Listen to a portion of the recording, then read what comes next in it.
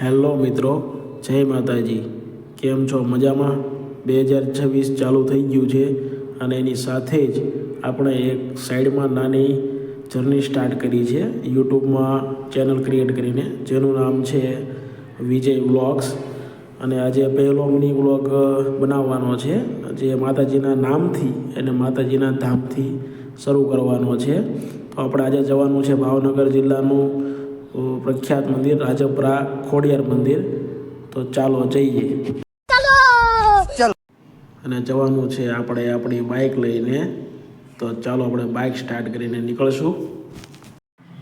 તો આપણે આપણી બાઇક લઈને રોડ ઉપર આગળ વધશું.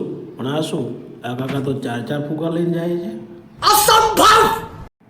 હવે બાઇકને આપણે 10મા ગિયરમાં નાખશું અને ધીમે ધીમે આગળ વધશું.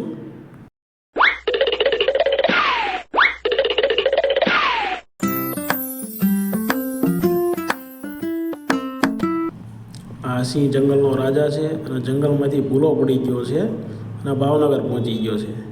હવે આપણે પહોંચી ગયા છીએ નારી ચોકડી. નારી ચોકડીથી આપણે જઈશું આગળ.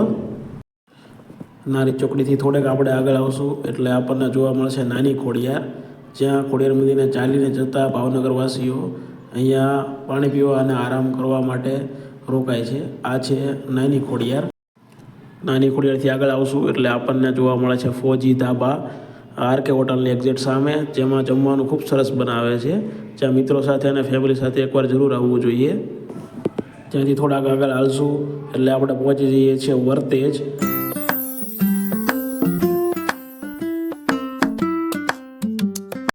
વર્તેજથી થોડા આગળ હાલશું એટલે આવે છે રંગોલી પાર્ક. અને રંગોલી પાર્કની એક્ઝેક્ટ સામે જે રસ્તો જાય છે એ જાય છે વલ્લભીપુર બરવાળા ઘેલાસા.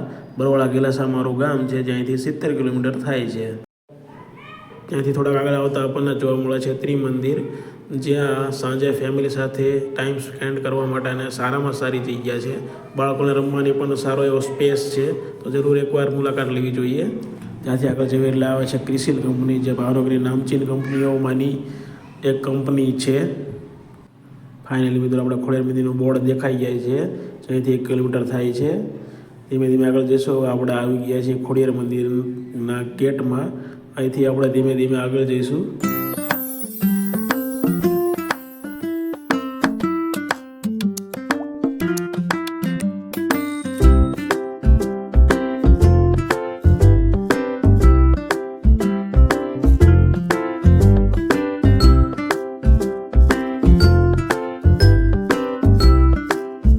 ગાડી પાર્કિંગ માટે આપણે અહીંથી ટોકન લઈ લેવાનું છે. મારા આવો ભાગ્ય કહેવાય કે મંદિરમાં એન્ટર થતાની સાથે જ મને માતાજીની 52 ગજની રજાના દર્શન થઈ ગયા છે. અને ઉપર જઈ માતાજી કમેન્ટ કરી નાખજો. ફાઇનલી મિત્રો આપણે ગાડી પાર્ક કરી દીધી છે અને આવી ગયા છું ખોડિયાર મંદિર બજારમાં. તમે જોઈ શકો છો કે સવારમાં પણ ઘણી એવી બધી ભીડ હોય છે અને ઘણી બધી દુકાનો પણ હજી ખુલ્લી જ છે. યોગેશભાઈ પણ સવારમાં દર્શન કરવા પહોંચી ગયા છે.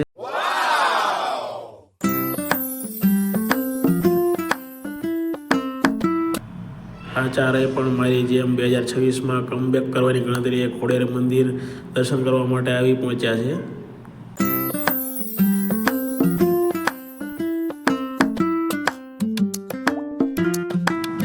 આ છે રાજપરા ખોડિયાર મંદિર, જ્યાં માતાજીએ ભાવનગર રાજાને સાક્ષાત માતાજીના સ્વરૂપમાં દર્શન આપ્યા હતા. હવે આપણે અહીંયા નીચે ઉતરીને બૂટ અને ચંપલ કાઢી નાખવાના છે.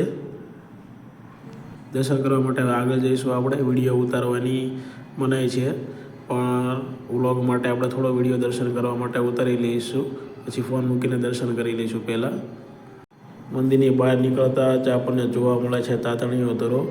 આ દરાની માન્યતા છે કે અહીંયા માથે પાણી ચડાવવાથી આપણા બધા પાપ ધોવાઈ જાય છે. તાતણીયા દરાના દર્શન કર્યા બાદ આપણે જવાનું છે માતાજીના ડુંગર ઉપરના સ્થાનકમાં, જેમાં 7 બહેનો બિરાજ છે: આવડ, ચોગડ, તોગડ, હોલબાઈ, બીજબાઈ, હોનલબાઈ અને ખોડિયારમાં. ઉપર પણ વિડીયો ઉતારવાની સખત મનાઈ છે, એટલે આપણે વિડીયોને અહીંયા પોઝ કરીને પહેલાં દર્શન કરી લઈશું.